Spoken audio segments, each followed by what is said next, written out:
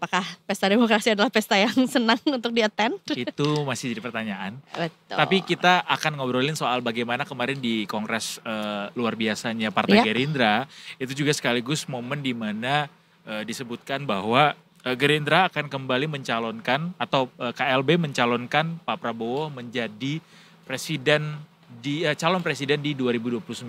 Betul. Siapa wakilnya nanti nggak tahu, tapi yang pasti itu yang kemarin salah satu jadi hasil dari KLB Gerindra yang berlangsung pada hari Kamis minggu lalu. Betul, walaupun sebetulnya juga nggak hanya satu-satunya ya keputusan yang dilahirkan gitu dari KLB berikut. Jadi sebetulnya juga ada 5 keputusan yang disampaikan atau mungkin juga diputuskan gitu ya. Yaitu adalah yang pertama menerima laporan pertanggungjawaban DPP Partai Gerindra periode 2020 sampai 2025. Kemudian juga menetapkan kembali Pak Prabowo sebagai Ketua Umum DPP Partai Gerindra periode 2025 sampai 2030.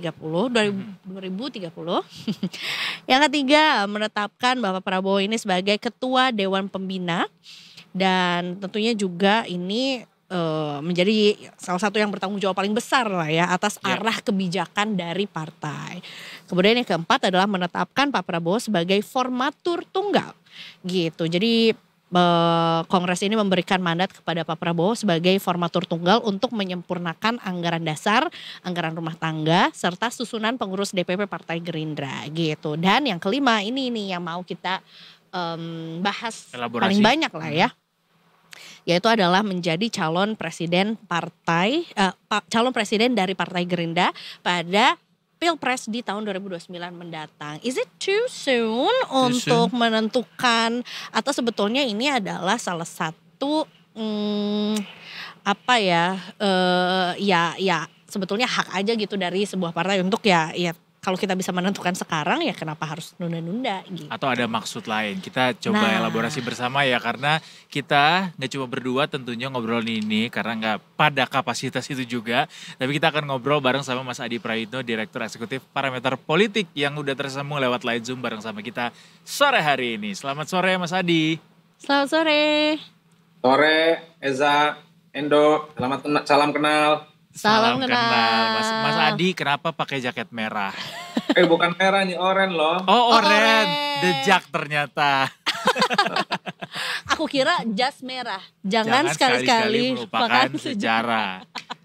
Oh ini beneran oranye Mas? Ya kayaknya lah. Cuman memang pencahayaannya lagi hancur jadi kelihatan. Oh gitu ya. But anyway Mas Adi kita gak akan ngomongin soal warna-warna yang ada di dunia ini. Tapi ya salah satu warna lah ya, warna orange tuh somehow identik juga sama Gerindra ya, anyway. Is it? Iya gak sih? Kalau aku sih ingetnya kucing.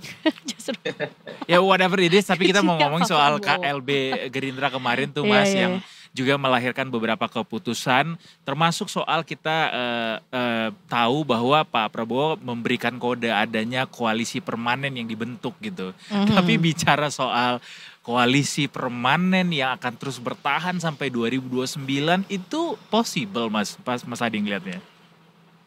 Kalau yang disebut koalisi permanen itu koalisi saat ini hingga 2029, saya termasuk yang menjamin itu akan tetap langgeng dan tetap terjadi. Really? Karena per hari ini saya kira tak ada satupun partai politik yang mau berhadap-hadapan, tak ada satupun partai politik yang siap pisah jalan dengan Prabowo khususnya. Jadi itu yang sepertinya saya baca soal koalisi permanen dalam konteks bagaimana koalisi Kimplas saat ini tetap solid dan tetap bagaimana menjadi support system terkait dengan kebijakan-kebijakan politik strategis Prabowo ya yang kelihatan pro rakyat, program makan bergizi gratis, biaya haji dipotong, kemudian pemeriksaan kesehatan gratis dan seterusnya. Nah yang kedua secara prinsip sebenarnya soal koalisi permanen ini tentu dengan harapan partai-partai pengusung Prabowo yang tergabung dalam Kimplas itu tidak ugal-ugalan di kemudian hari, tidak nyerong-nyerong, tidak bermanuver. Karena biasanya jelang pemilu 2029 ada partai-partai politik yang menyatakan diri bagian dari koalisi pemerintah. Dia sering pisah jalan, sering bermanuver dan seringkali melawan keputusan-keputusan politik yang dilakukan oleh pemerintah. Apa tujuannya? Cari perhatian ke rakyat. Apa tujuannya? Cari simpati kepada rakyat. supaya nanti di 2029 partai tersebut itu mendapatkan keuntungan secara politik. Jadi Pak Prabowo ini ingin mengikat sehidup semati bahwa partai yang tergabung dalam Kimplas per hari ini janganlah ada yang membelot, janganlah ada yang kemudian nyerong-nyerong. Nah, yang agak sedikit panjang ceritanya adalah kalau yang disebut dengan koalisi permanen itu adalah koalisi bukan hanya hari ini, tapi koalisi untuk kepentingan politik 2029 dan 2034. Disitulah kemudian partai-partai yang ada di Kim saat ini, statement-statementnya itu bersayap dan normatif. Misalnya Nasdem kan, Nasdem ngomong sampai kapan koalisinya, kemudian partai yang lain masih mempertimbangkan, yang lain itu masih menganggap pemilu masih jauh. Nggak ada yang firm gitu ya Mas? Iya, kalau bicara tentang periode kedua Prabowo Subianto, memang partai-partai politik itu pendukungnya saat ini semacam dilematis ya, between rock and hard place. Jadi dilema lah, kenapa dilema? Satu sisi pastinya partai-partai pendukung Prabowo hari ini juga punya tiket loh maju Pilpres 2024. Karena kan ambang batas presiden 20% sudah dihilangkan.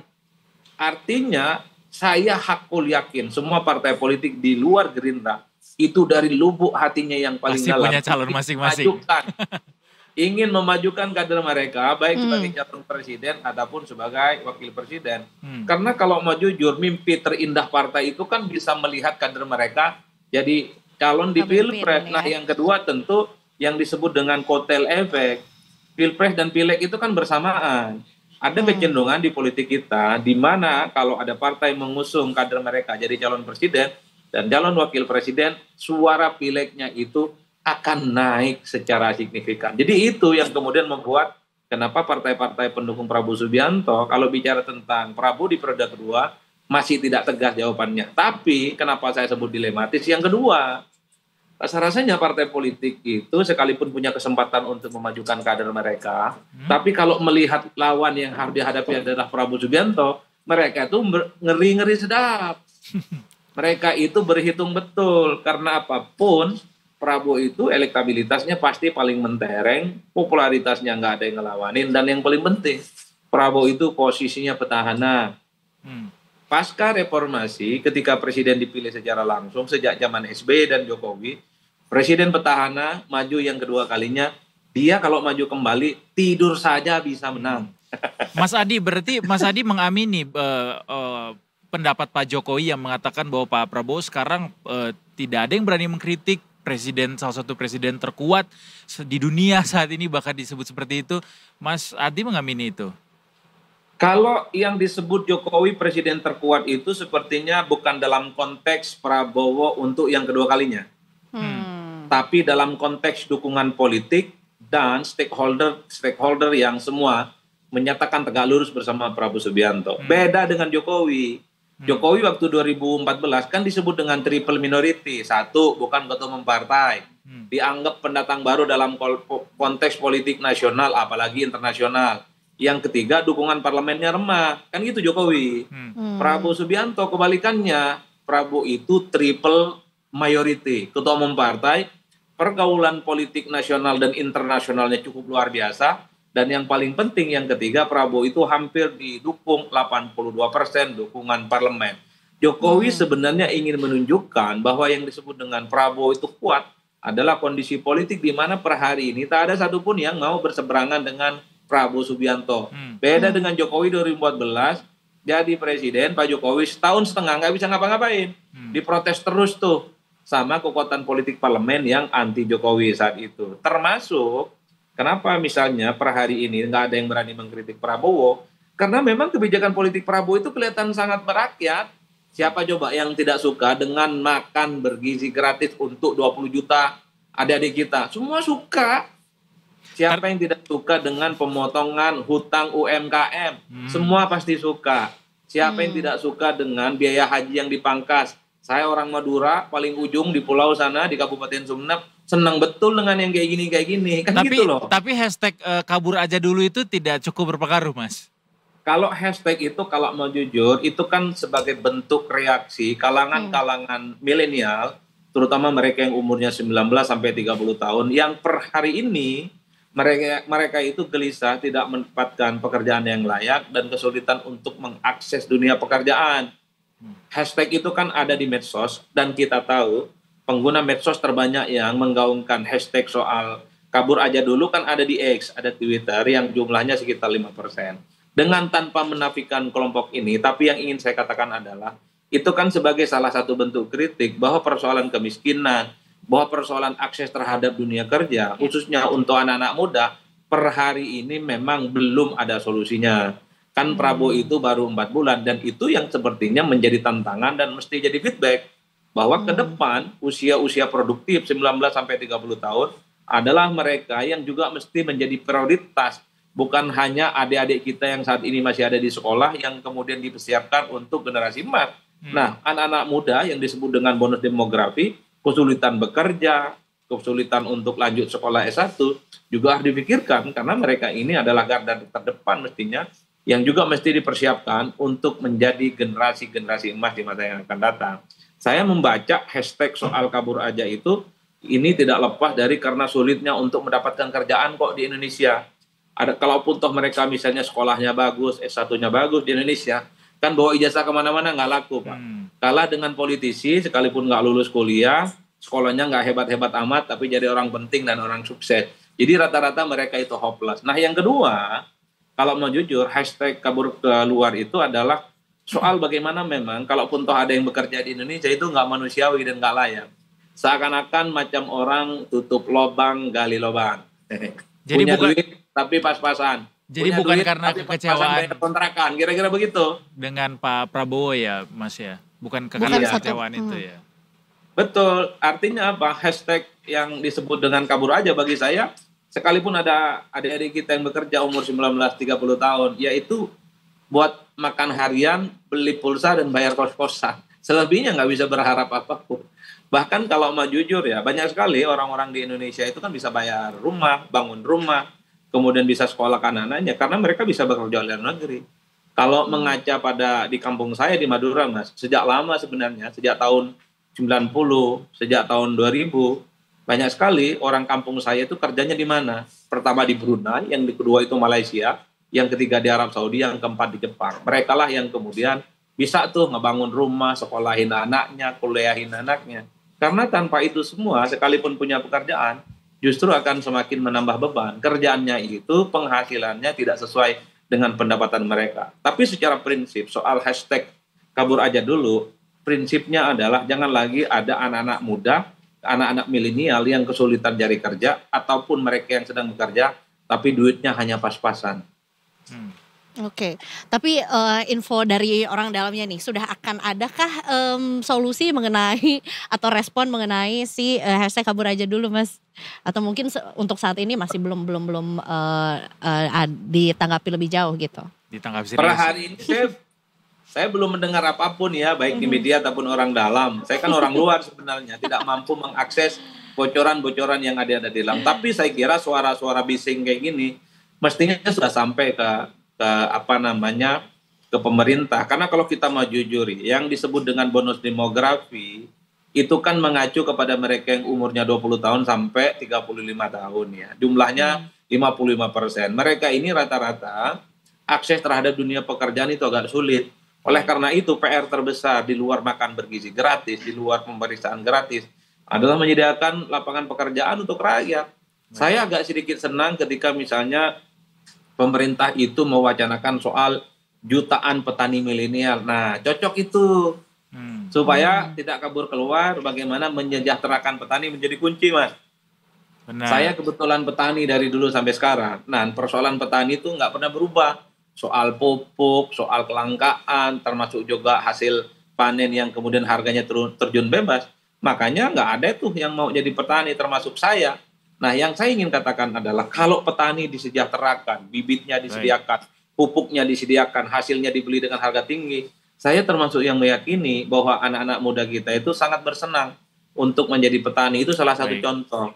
Kan yang kedua adalah bagaimana industri startup yang selama ini dikuasai oleh perusahaan-perusahaan besar, mestinya memang diarahkan, di-guidance supaya anak-anak muda yang kreatif ini dijadikan sebagai lokomotif dan mesin utama sebagai resource ya untuk bisa menyerap tenaga kerja. Jadi tantangan terdepan bagi Pak Prabowo sebagai presiden memang tidak gampang. Selain soal target ekonomi 8%, dan yang paling penting anak-anak muda yang umurnya 20 sampai 35 tahun itu jangan lagi ada yang kesulitan untuk mencari pekerjaan. Itu saja sederhananya.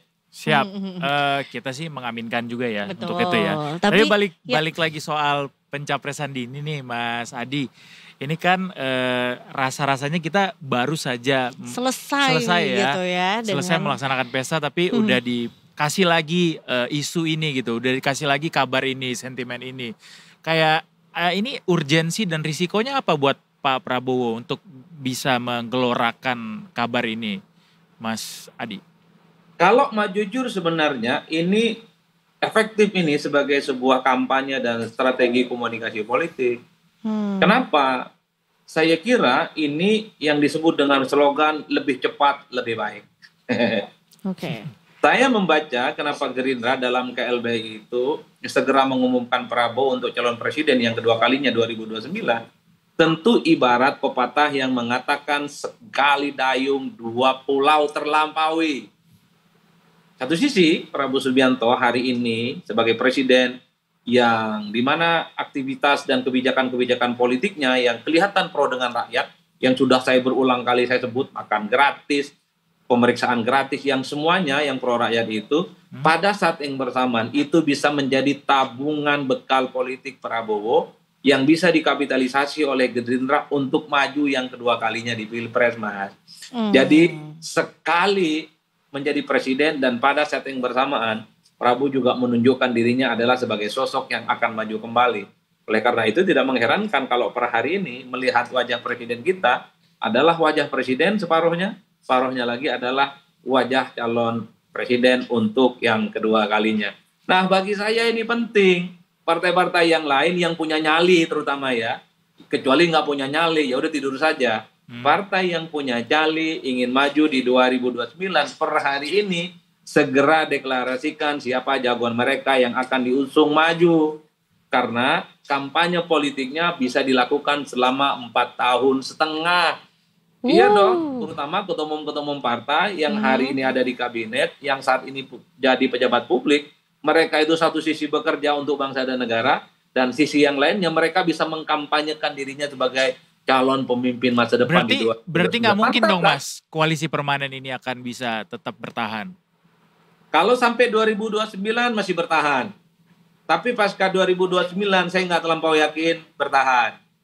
Tapi so far sudah ada respon yang mungkin dianggap sebagai cons nggak sih dari pendeklarasian ini dari partai-partai tersebut? Kalau melihat responnya, saya kira semua partai politik support tuh dan merasa senang. PAN mengatakan bahwa paling senang tuh dengan Prabowo maju yang kedua kalinya. Bahkan PAN mengatakan sebagai partai politik yang sejak lama berkongsi dengan Prabowo, karena PAN memang sejak 2014 bersama dengan Prabowo Subianto. Banyak yang happy, tapi partai politik yang sepertinya masih malu-malu ingin memajukan ketua umum mereka di Pilpres, itu masih agak sungkan tuh. Jawabannya normatif, jawabannya retoris, masih mengambang. Karena bagi mereka itu sedang mengkalkulasi untuk memajukan jagoan sendiri untuk melawan Prabowo Subianto. Itulah yang saya sebutkan. Untungnya, kalau ada pengumuman calon presiden dilakukan hari ini, saya kira ada waktu sekitar 4,5 tahun untuk melakukan sosialisasi dan kampanye politik. Contoh, kalau saya ketua umum partai, hari ini jadi menteri, kalau deklarasi jadi calon presiden di 2029 kan keren tuh. Jadi semua aktivitas yang saya lakukan akan dikenal orang, oh itu Adi Prayitno, calon presiden, kerjanya mantap, senyumnya oke, merakyat, populis dan dekat dengan masyarakat. Kan bagus Mas, ketimbang hanya mengandalkan sosialisasi politik selama 4 bulan yang disediain oleh KPU, itu kan nggak terlampau luas untuk memperkenalkan diri. Bagaimana portofolio mereka, mempersiapkan diri untuk bertanding di Pilpres. Tapi kalau untuk Gerindranya Mas Adi, apa yang sedang dimitigasi oleh Gerindra sendiri atau mungkin Pak Prabowo sendiri sehingga membentuk koalisi permanen ini di waktu yang sangat awal ini? Apa risiko semacam apa yang sedang dihindari? Pertama ya tentu sangat dihitung supaya tidak ada pembelot, partai-partai pembelot di kemudian hari. Itu maunya Pak Prabowo sepertinya, itu maunya Gerindra. Karena program-program yang pro kerakyatan itu kan butuh kondusivitas politik, butuh dukungan politik yang solid, karena khawatir program-program seperti makan bergizi gratis ini kan nggak gampang karena harus memangkas begitu banyak anggaran-anggaran di kementerian dan kelembagaan. Coba bayangkan kalau partai-partai itu pada protes, fraksi-fraksi itu pada ngelawan, kan sulit sebenarnya mewujudkan program yang disebut dengan pro rakyat ini. Karenanya kenapa soal koalisi permanen itu digaungkan sejak awal, supaya setiap keputusan apapun, sekecil apapun kebijakan politik yang dibuat oleh pemerintah, tak ada yang berani protes dan semua menyatakan tegak lurus sami'na wa ta'na. Nah, yang kedua tentu ini semacam proposal politik ya, proposal politik lanjutan, karena pada saat yang bersamaan ketika Pak Prabowo dideklarasikan sebagai calon presiden di 2029, secara bersamaan pula Gerindra ini kan kemudian menggaungkan soal koalisi permanen. Itu artinya, partai politik yang ada di Kimplas, Prabowo maju kembali di 2029, monggo kita bersama lagi untuk yang kedua kalinya. Ini semacam soft launching. Bagaimana Pak Prabowo maju kembali di depan partai-partai Kimplasnya. Tinggal sekarang partainya ini mau menerima atau enggak para pendukung-pendukungnya ini. Itu yang saya tangkap. Tapi itu nggak bisa diartikan berarti Pak Prabowo tidak cukup pede dengan dirinya sendiri ya Mas ya? Iya. Saya kira pede sih sebenarnya, cuman dikhawatirkan di kemudian hari ada gejolak-gejolak dan potensi-potensi yang kemudian itu berpotensi menjadi gangguan secara politik. Atau potensi-potensi yang dikhawatirkan justru akan menjadi rival yang tidak bisa dikendalikan. Artinya apa? Koalisi permanen digaungkan hari ini supaya persahabatan politik, chemistry politik, kekerabatan politik, keinginan politik, kompromi-kompromi politik yang diinginkan oleh semua partai itu sudah bisa ditakar. Jadi maunya apa sih? Yang penting kita bisa bekerja sama. Kan itu ending dari koalisi itu. Itulah tujuan utama dari koalisi-koalisi yang dibangun. Oleh karena itu saya cukup meyakini bahwa karena ini adalah sebagai bagian kepentingan supaya 08 maju yang kedua kalinya di 2029, maka sebisa mungkin sekalipun ada penantang, adalah penantang yang sebenarnya tidak terlampau kuat untuk bisa dikalahkan. Kan kira-kira begitu. Nah, ini juga mengenai rival politiknya yang tentunya juga kita semua sudah tahu bahwa adanya PDIP nih. Ada kemungkinan PDIP untuk merapat atau mungkin justru membangun sesuatu yang baru nih untuk nanti kemudian hari juga bisa menjadi rival lagi nih sama Pak Prabowo atau Gerindra di kontestasi selanjutnya. Ya, kontestasi selanjutnya. Ada 3 partai yang saya coba hitung ya, potensial bisa mengusung calon presiden dan wakil presiden di 2009. Siapa aja tuh Mas? Pertama tentu PDIP, dia listingnya paling tinggi. Kenapa PDIP? Karena sejak 2004 sampai 2024 kemarin, PDIP itu satu-satunya partai politik yang tidak pernah absen mengusung kader mereka untuk bertanding di Pilpres 2004-2009 Megawati yang diusung, 2009-2014 Megawati yang diusung, 2014-2019, 2019-2024 itu Jokowi yang diusung. Saya yakin 1000% di 2029 PDIP juga akan mengusung kader mereka untuk bertanding di Pilpres. Apalagi kalau kita mengacu pada hasil Pileg ya, hasil pemilu legislatif 2024, PDIP itu kan juara. Pastinya PDIP ini punya legitimasi bahwa mereka itu sekalipun kalah Pilpres masih sebagai partai politik yang paling strong di parlemen. Karena menang 3 kali berturut-turut. Jadi PDIP yang saya bayangkan sebagai penantang. PDIP. Kedua? Ya, yang kedua Nasdem. Yang ketiga PS. Suka tidak suka, 2 partai ini memang per hari ini masih kelihatan menjaga perasaan dan kedekatannya dengan Anies Baswedan. Jadi kalau mau jujur, sekalipun Anies per hari ini dikucilkan secara politik, tapi kalau dimajukan kembali bukan tidak mungkin Anies ini juga mendapatkan porsi yang seperti maju di 2024 kemarin. Nah, partai-partai yang saya sebutkan tadi, PKS dan Nasdem, sepertinya agak sedikit berani untuk menyatakan sikap maju di Pilpres. Kenapa? Terbukti ketika Nasdem menjadi bagian dari koalisi Jokowi, di akhir masa kekuasaan Jokowi, Nasdemlah yang kemudian keluar barisan dan mengusung Anies Baswedan. Itu yang saya sebut. Jadi Nasdem itu relatif agak berani dan punya nyali untuk memajukan calon untuk menantang sekalipun yang dilawan itu adalah partnernya yang sudah dibangun sejak lama. Begitupun dengan PKS. PKS itu lengket. Dari dulu orang taunya PKS ya Anies, Anies ya PKS. Meski agak sempat renggang ya gara-gara PKS tidak usung Anies di Pilkada Jakarta. Itu yang saya sebut soal ranking. Jadi bukan tidak mungkin nanti di masa mendatang kita dengar lagi kalimat-kalimat Pak Prabowo kalau nggak ada Kim mah kasihan deh. Gitu Mas ya. Baik, terima kasih banyak Mas Adi Prayitno untuk waktunya. Yes. Sampai bertemu di lain kesempatan Mas. Selamat sore, selamat bertugas kembali. Selamat bertugas kembali. Terima kasih.